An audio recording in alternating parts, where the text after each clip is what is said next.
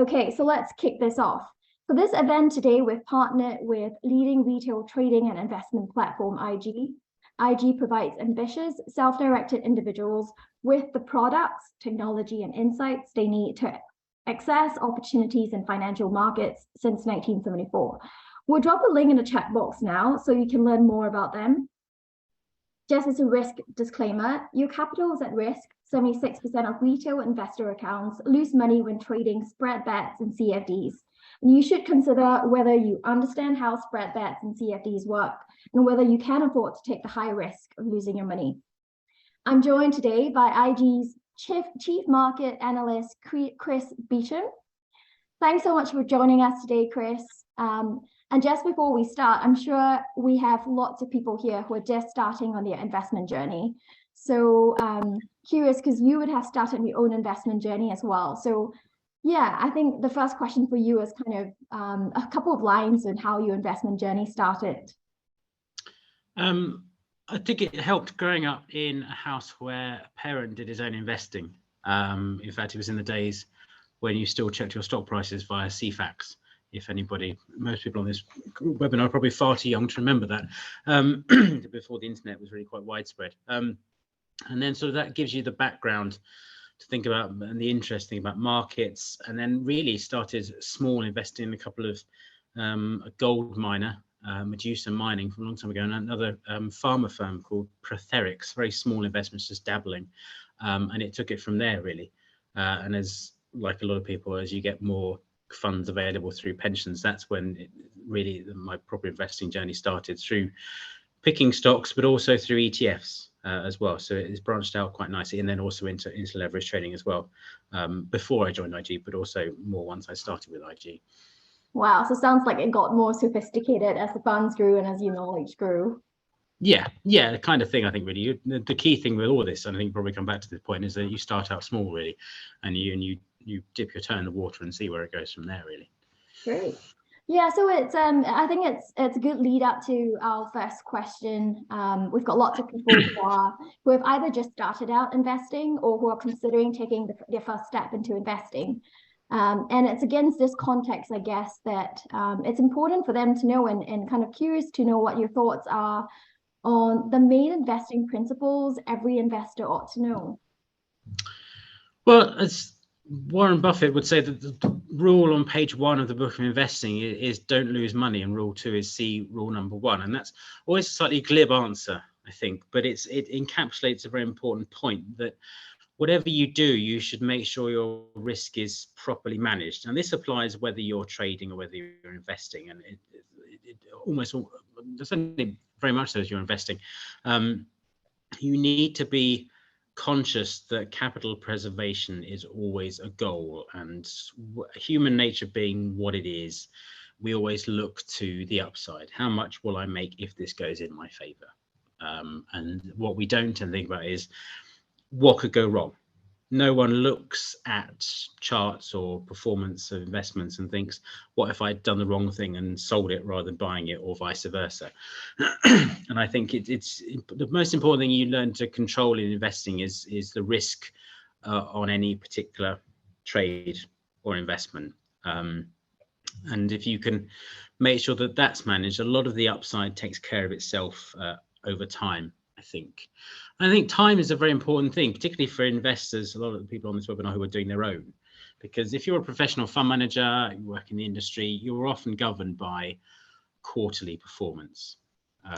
You have to report and say how well you've done, and you're also the urge to do something with your investing. And I think that's where a lot of people fall down, is the urge to be constantly tinkering with their investments or their trades and their positions, and that can often lead you to over trading, over investing, and that that's a cost thing, and B, it often means you're cutting back on things that have done well that might continue to do well really. Common sense is a really important thing here, and again, if you borrow from Buffett's partner Charlie Munger, you don't try and be the smartest person, you just try and be less stupid than everyone else. I think that's the important thing really, because people often overcomplicate investing and trading, which again is human nature, I think, because you come from a culture where education is key, and education which is vital with trading and investing, but the temptation is to take it to too far a level and overcomplicate things and essentially analysis paralysis, if you like. We don't end up doing anything because you're just too scared to take that plunge. It's to let investments work for themselves, give things time to grow and to work in your favor, and use the fact that you don't have to report your results quarterly. If you're investing, you're ideally doing it for decades, to give yourself that time for investments to grow and move and expand in your favor. Yeah, those are great points. I especially like the point you talk about not losing money, because the whole game of investing is that you need to stay solvent, you need to have enough money to continue investing. And I remember from my own experience with the first stock that I bought, it fell 50%. And one thing I was very happy was that I only invested with money I could afford to lose. So I guess kind of a follow-up from your question about managing risk, are there any top tips you would advise investors with regards to managing risk? So for me, for example, I started off with money to invest that I could afford to lose. Are there any top tips on managing risk? Yeah, I think use your common sense, really. You know that if something is, the price ultimately shows you if something's moving in your favor, I think. And as you say, if you've invested something that drops 50%, where's your stop loss there? Where's your point in which it says, actually, I don't think this is working, I should cut my losses and move on to something else, really. I remember being in a presentation a fund manager gave on, I can't remember which company it was, and you saw the stock price chart that we were looking at, and they're saying, we like this company even though it's gone down and down. I thought, well, how much more are you going to like it before it goes to zero? Really, you're going to like it even more than you did. And I think that's the key, is you don't be afraid to disbelieve your own eyes. I think in many ways people will like to overcomplicate and like to find reasons why they should go against their common sense, if you like, and never reinforce failure, I think, is always a good one. If something's not working, then don't add to it. We get plenty of people who come to us and talk to us, the clients, and say, I invested in this and it's gone down, but I bought some more. And I think, well, it's clearly not working in your favor. And this applies if you're trading or investing. Again, if you bought a stock and it's dropped 10%, well, don't buy more of it just because it's got cheaper. You could always turn around. I think I'm a big fan of letting the market tell you what you should think, rather than trying to overthink and second guess what the market is telling you. Really, that's a problem for a lot of investors, is they overthink, or they refuse to believe what's in front of their eyes, really, and that could be a major issue. Yeah, very, very important point. To also kind of take information you don't necessarily want to hear, take information in that's kind of counter to what you think is which and our second question kind of is, I mean, we've seen lots of change just last year. We've got the Russian-Ukraine war. There's this question of inflation and a recession coming on potentially this year. How do you think investing in the next decade is going to look like compared to the last decade, where, everything just seemed to increase? Yeah, it's an interesting one, because we're leaving that era of record low interest rates behind. And I think there was a point, really, that's the meeting room. There was a point where it seemed as if interest rates would never go up and tech stocks would never go down. And clearly, as it seems obvious with hindsight, but may have seemed difficult to believe at the time, nothing lasts forever.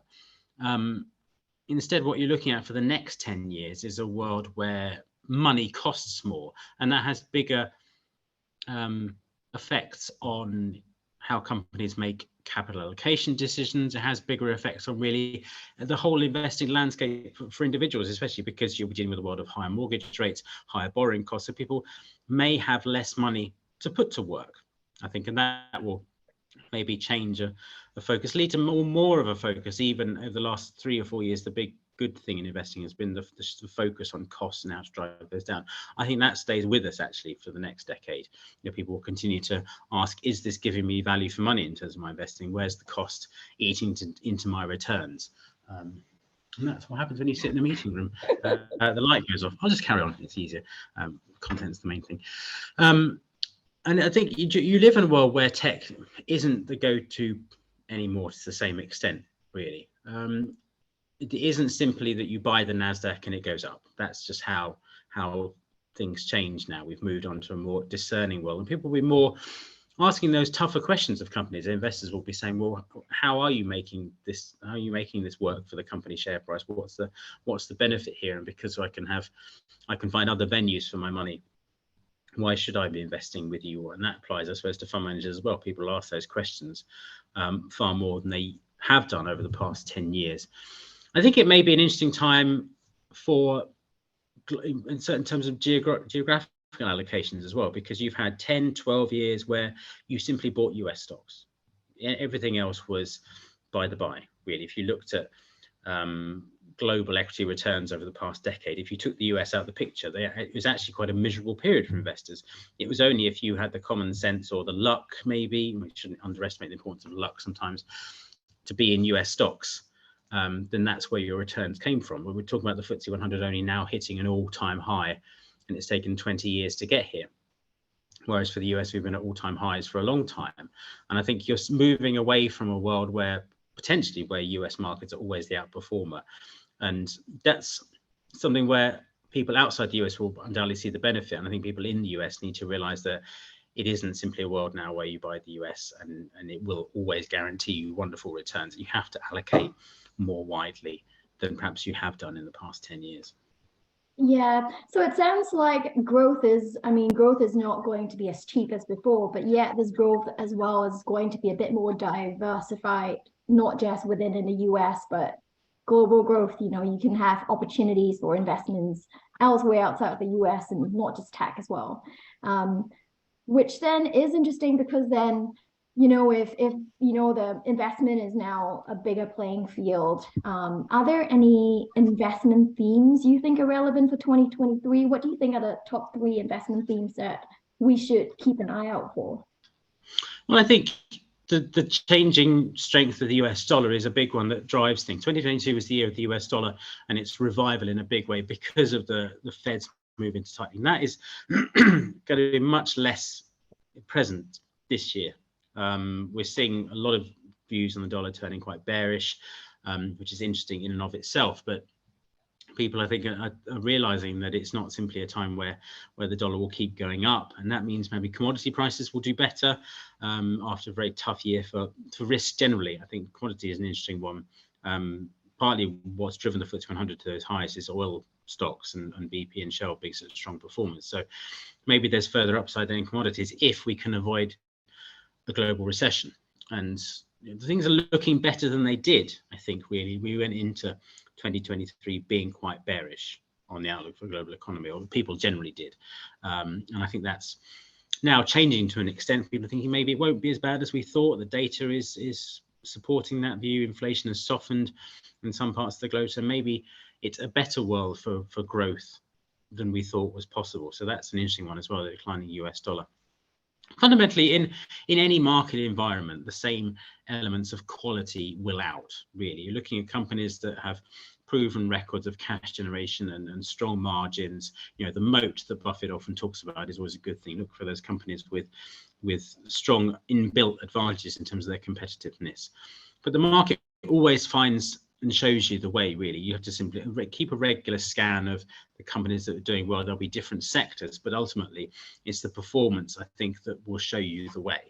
And if you spread your risk around, obviously if you've put all your money in one company and it soars, then that's great, but the risk of that turning around is quite dramatic. So if you spread your risk and you move it across a variety of sectors and geographies, then that means that ultimately the quality element will still be the main driver of returns this year and indeed over the next decade.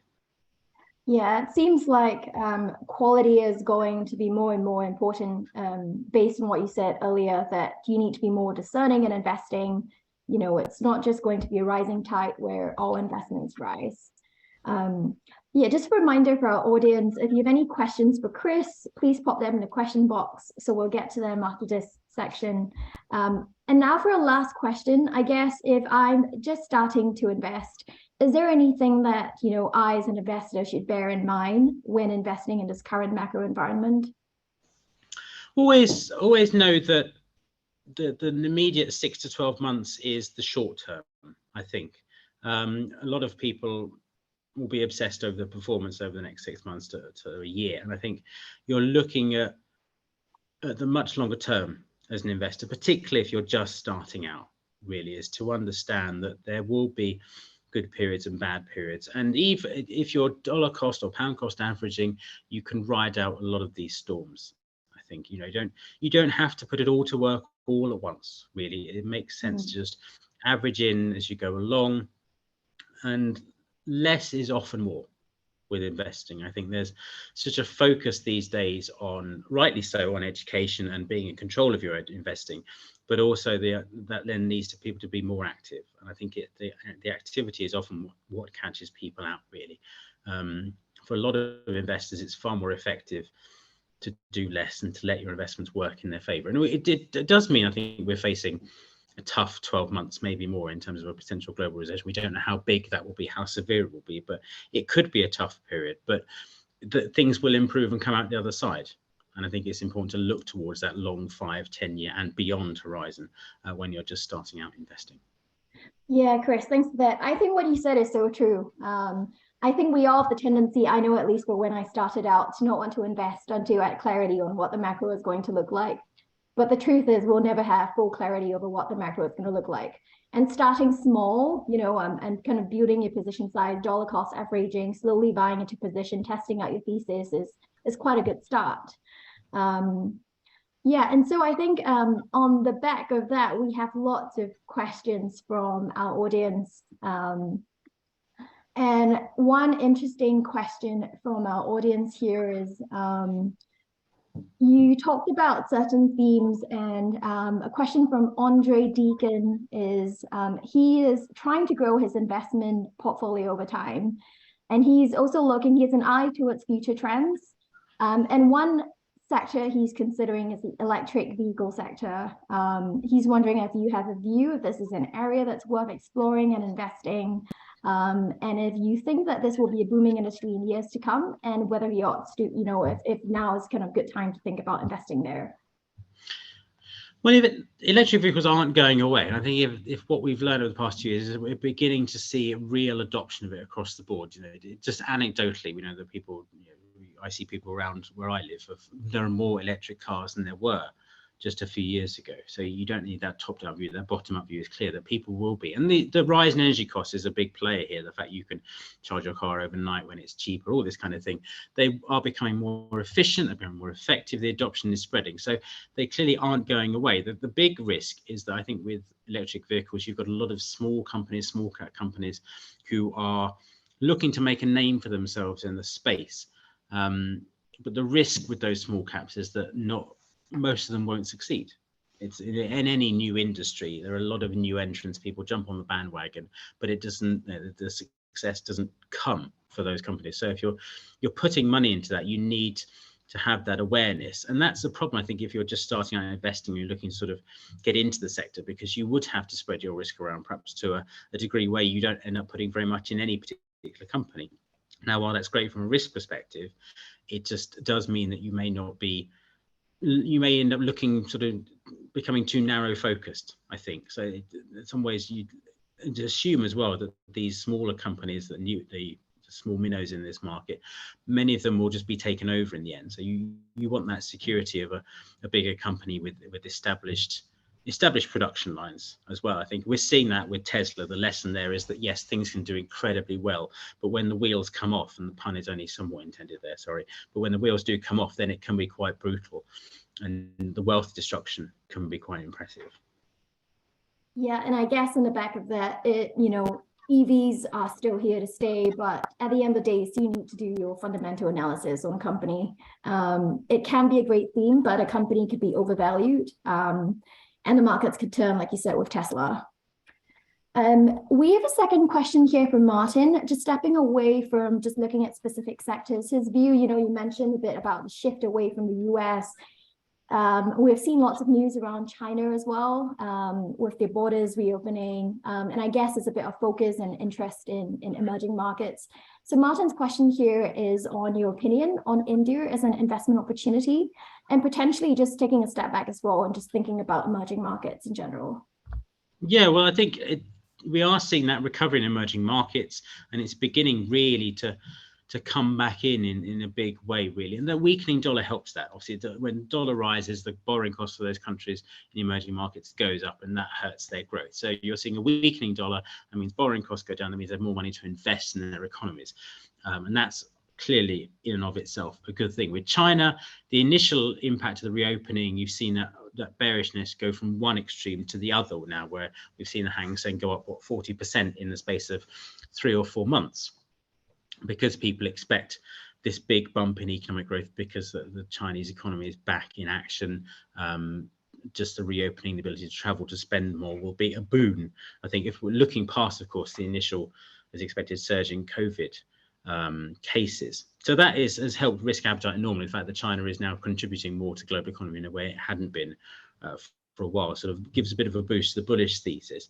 India is an interesting one. It clearly is one of the rising nations of the globe in so many ways, if only because its population growth is continuing to outpace China. It was in the FT this morning that China, with the next few years, faces a real crunch point in terms of its population, where you just don't get enough births to sustain it. And I think India is now snapping hard on China's heels on that front. And so it continues to be a destination for capital, for investment, companies operating in India, and you'll see that increase in disposable income. So it's a prime one for things like ETFs, and to give you, okay, I want to invest in India, but I don't know where to put my money. So you've got the emerging market, you've got the ETFs that go there. So, okay, then it's not one to maybe to put all your pension into, but it is definitely one that would, over the long term, I think, assuming reasonable upside, then you've got a decent chance of good returns there in the years to come. Yeah, I think ETFs are a perfect way, because of investing, getting exposure to a huge market if you're interested in it, as opposed to kind of picking sectors in a market you're not very familiar with. Our next question is actually from Path, and it's quite a popular question. A lot of people are interested in knowing your view as to how long you expect this recessionary cycle to last, and your views as to whether you see interest rates decreasing again. And against this backdrop, are there any particular sectors which are worth kind of paying attention to? Yeah, with the recession, of course, everyone's in the same boat here. We all want to know, from Jerome Powell down, wants to know, when does it arrive? If it arrives, how long is it? And a lot of people, I think, have been basing the assumption it's going to be a fairly brutal recession, I think, because if you like the combined effects of 10 years of economic growth plus COVID plus the pandemic response in terms of stimulus, then there has to be this unwinding. With inflation beginning to abate, I think maybe we're more hopeful than we have been. Even the Bank of England, which was predicting sort of 5 quarters of negative growth through the UK economy, seems to be a bit more hopeful in its assumptions. I think that's the best we can do at this point. We're probably looking at at least 6 to 9 months of weakness, but maybe not as soon as we thought. I think this is the problem now. We came into this year assuming that the recession would arrive maybe Q2 and be done and dusted by the end of Q4. And I don't think it's going to be that simple. Maybe we have a longer period before the recession arrives. And that then, turning to the next point, pushes back expectations in terms of when we think the Fed may well start to cut rates in the ECB. I think we're probably nearing the end, at least in the US, certainly, of the start of rate hikes, and we're due at least a pause. I'm not sure we see them immediately beginning to cut rates. I think you've got an extended pause over the summer, maybe at the end of the year. But again, we have to wait for the data. In one way, we are all like central banks because we're all data dependent. And the Fed's been saying this, other economists have been saying, you're not yet seeing the weakening in US employment performance that would make the Fed go, yes, now the time has come to think about cutting rates. And that's the key. So the market's priced in the end of the cycle in terms of rate hikes. I think it's not really begun to look towards the cuts in interest rates. And of course, cuts in interest rates will come with a weakening economy. So we can't assume that the immediate impact will be, well, the short-term impact will be positive, but let's say the medium-term impact will be two positive vectors, because you'll probably see a declining, weakening US and global economy to start with. And then just to look at those sectors, I mean, we are probably in a time where safe havens, that the yield bearing stocks are the ones to look up for, I think, more than anything else. So things like utilities, maybe even insurers. I think there's an interesting one, actually. UK insurers look relatively cheap on an earnings basis, but have decent yields. So you've got, in a period such as the one we face now, where we probably will see equity struggle, at least in the second half of the year and beyond, I think it's those kind of companies with that established cash flow and those dividends that will just cushion us over the next 12 months, really. Great. So on the back of that, it seems like going defensive is probably kind of the area to start looking at. We have another question from Path. I guess as a new investor, you're always bombarded by new fads, and one of the latest one is on ChatGPT and AI. How do you navigate all this information coming in terms of evaluating whether AI is the next big thing and whether you should start investing in AI? Yeah, I think it's just an easy thing to sort of end up chasing the next big thing with investing, and that's partly the way the financial media works. It's about, look at this thing that's potentially going to transform investing, and it may well do. AI clearly will play a larger and larger part in people's investing and indeed daily life. I think it's trying to work out the exact impact is very hard. And I think if you're just starting out, you have to be very careful about chasing after the latest fad. It's, again, go back to the human nature being what it is, the newest thing excites us.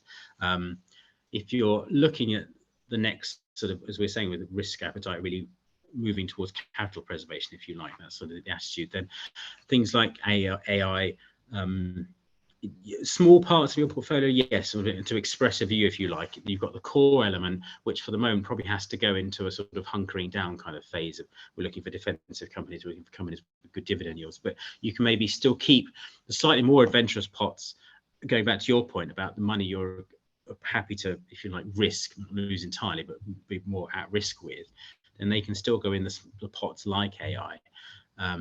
It's very hard, of course, because if you have to be stock specific, that increases your risk quite a bit. So if you can find a fund even that's reasonably priced, or even an ETF that does give you that AI exposure, that's probably the place to look in the short term, I think, at least.